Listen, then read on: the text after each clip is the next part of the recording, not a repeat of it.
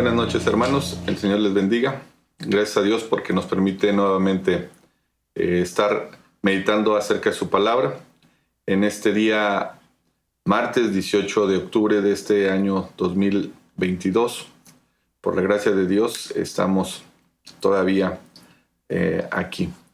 Y estoy muy contento, estoy muy agradecido con Dios. La verdad es que la palabra de Dios es fiel, es verdadera. Dios es verdadero, es fiel. Cumple sus promesas, nos cuida, nos provee, nos bendice. Y todo lo que Él dice es verdad. Y en esta tarde, noche ya, quiero compartir con ustedes una porción de la Escritura que se encuentra en la primera carta del apóstol Juan. Es el capítulo número 5, donde vamos a hacer la lectura en esta noche. Dice así la palabra del Señor, primera carta de Juan, capítulo número 5. Todo aquel que cree que Jesús es el Cristo es nacido de Dios. Y todo aquel que ama al que engendró, ama también al que ha sido engendrado por él. En esto conocemos que amamos a los hijos de Dios, cuando amamos a Dios y guardamos sus mandamientos. Pues este es el amor a Dios, que guardemos sus mandamientos, y sus mandamientos no son gravosos, porque todo lo que es nacido de Dios vence al mundo. Y esta es la victoria que ha vencido al mundo, nuestra fe. ¿Quién es el que vence al mundo, sino el que cree que Jesús es el Hijo de Dios? Este es Jesucristo, que vino mediante agua y sangre, no mediante agua solamente, sino mediante agua y sangre, y el Espíritu es el que da testimonio, porque el Espíritu es la verdad. Porque 3 son los que dan testimonio en el cielo: el Padre, el Verbo y el Espíritu Santo. Y estos 3 son uno. Y 3 son los que dan testimonio en la tierra: el Espíritu, el agua y la sangre. Y estos 3 concuerdan. Si recibimos el testimonio de los hombres, mayor es el testimonio de Dios, porque este es el testimonio con que Dios ha testificado acerca de su Hijo. El que cree en el Hijo de Dios tiene el testimonio en sí mismo. El que no cree a Dios le ha hecho mentiroso, porque no ha creído en el testimonio que Dios ha dado acerca de su Hijo. Y este es el testimonio, que Dios nos ha dado vida eterna. Y esta vida está en su Hijo. El que tiene al Hijo, tiene la vida. El que no tiene al Hijo de Dios, no tiene la vida. Estas cosas os he escrito a vosotros que creéis en el nombre del Hijo de Dios, para que sepáis que tenéis vida eterna, y para que creáis en el nombre del Hijo de Dios. Y esta es la confianza que tenemos en Él, que si pedimos alguna cosa conforme a su voluntad, Él nos oye. Y si sabemos que Él nos oye, en cualquier cosa que pidamos, sabemos que tenemos las peticiones que le hayamos hecho. Si alguno viera a su hermano cometer pecado, que no sea de muerte, pedirá, y Dios le dará vida. Esto es para los que cometen pecado, que no sea de muerte. Hay pecado de muerte, por el cual yo no digo que se pida. Toda injusticia es pecado, pero hay pecado no de muerte. Sabemos que todo aquel que ha nacido de Dios no practica el pecado, pues aquel que fue engendrado por Dios le guarda, y el maligno no le toca. Sabemos que somos de Dios, y el mundo entero está bajo el maligno. Pero sabemos que el Hijo de Dios ha venido y nos ha dado entendimiento para conocer al que es verdadero. Y estamos en el verdadero, en su Hijo Jesucristo. Este es el verdadero Dios y la vida eterna. Hijitos, guardaos de los ídolos. Amén. Bien, en la lectura de esta de este capítulo, de esta carta, vemos que el apóstol hace aseveraciones respecto a la verdad, respecto a lo que es auténtico, a lo que realmente no tiene que haber duda, y de quien lo cree está en lo correcto. Esto es muy importante porque el tener la verdad, el tener la palabra fiel, el testimonio verdadero en cualquier situación y de cualquier condición que nos toque que nos toque vivir o que enfrentemos, es importante. Porque la verdad nos guía, la verdad nos lleva a un entendimiento real y verdadero. Pero así como hay verdad, como está lo real, como está lo verdadero, pues también está la contraparte. El engaño, la mentira. Y como Dios es verdad y todo lo que Él dice es cierto, es verdadero, pues hay también quien trata de desvirtuar y de engañar y de aparentar o de hacer parecer cosas verdaderas que no lo son. Pareciera un trabalenguas, pero póngase usted a pensar, y me dirijo ahora no tanto a mis hermanos en la fe, porque yo sé que ellos, así como yo, tenemos la verdad y estamos seguros de ella. Y sabemos que Jesucristo es el Hijo de Dios y que teniendo a Cristo Jesús tenemos vida y salvación. Pero me quiero referir a quienes no creen en Dios, a quienes escuchan o argumentan cosas que se contraponen con la palabra de Dios y que generan cuestionamientos y que generan preguntas respecto a la autoridad, respecto a la justicia, respecto a lo que Dios ha establecido.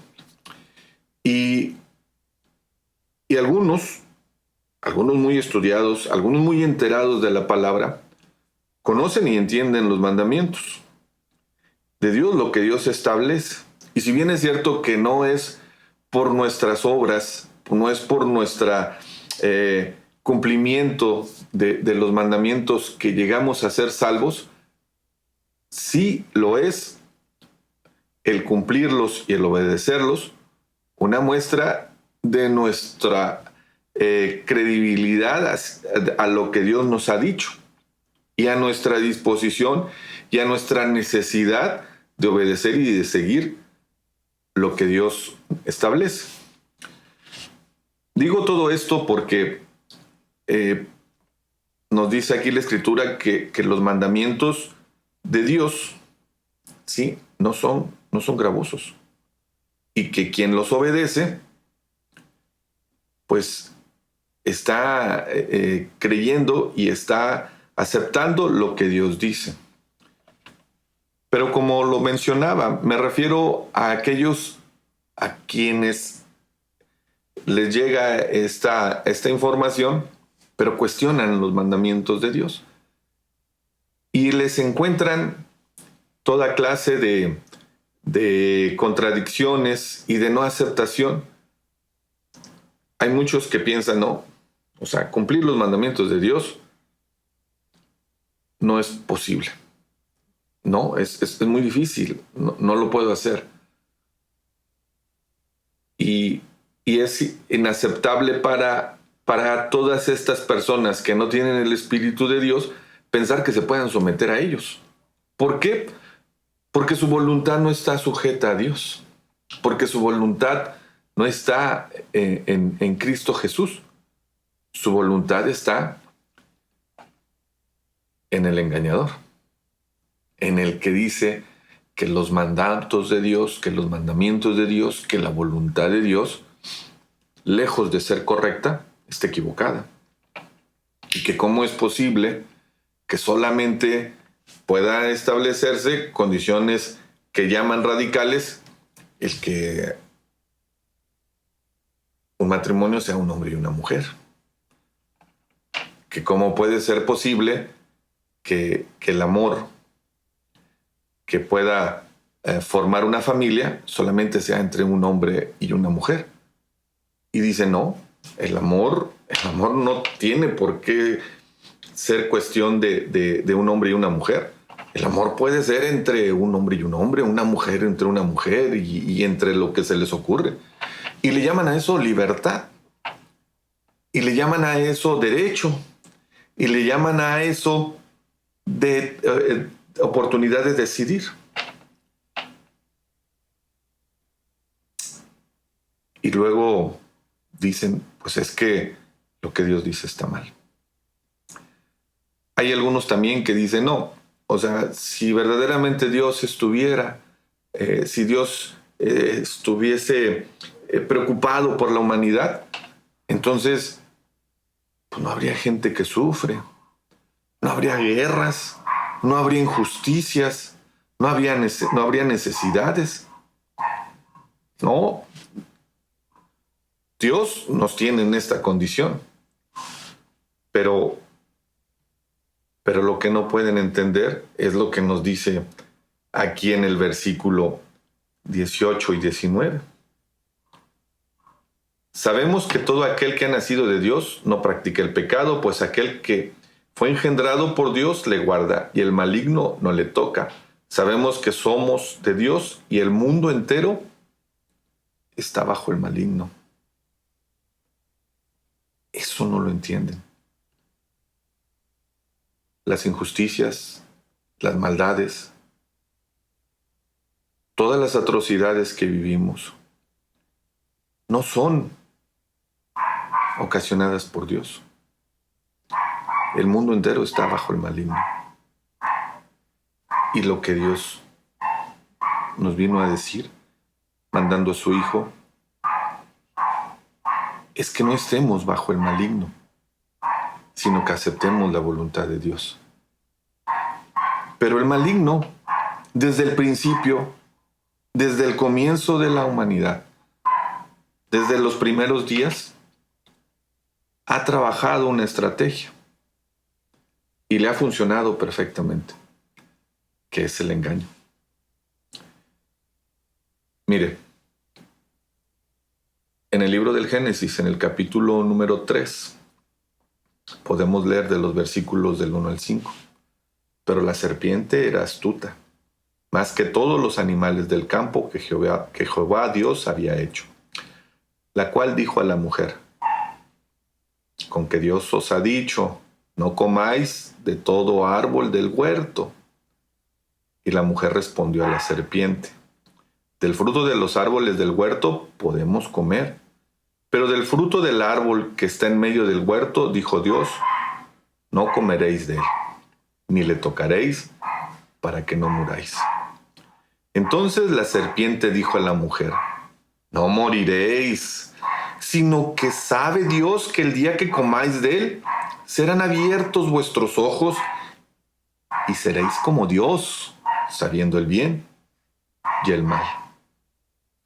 Le engañó, y la mujer comió del fruto que no debía de comer, y también el hombre. El engaño funcionó. Lo que Dios le había dicho, no coman de ese árbol, no coman del fruto de ese árbol, porque entonces iban a tener consecuencias. Y las consecuencias es que hubo maldición para el hombre y la mujer. Fueron arrojados del Edén, del jardín del Edén. Tuvieron que tener una vida de sufrimientos. Tuvieron que alejarse de la provisión y el cuidado que Dios les estaba dando en el lugar donde les había puesto. Y tuvieron que entonces salir de allí. Engañados fueron. Pero el engañador es muy astuto y además muy osado. Y no se detiene para engañar a todo aquel que tiene enfrente.